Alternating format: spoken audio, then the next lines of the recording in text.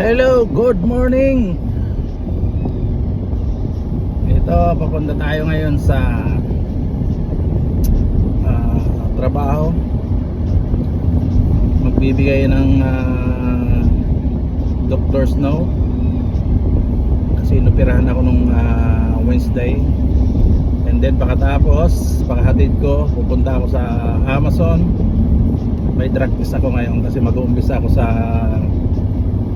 Agis Wednesday. Double job na naman tayo mga idol. Double job.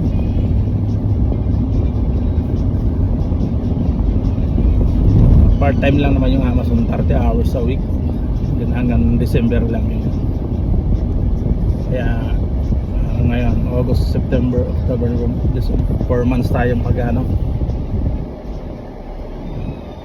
4 months tayong mag part time. Sarap nun, 4 months. Matik.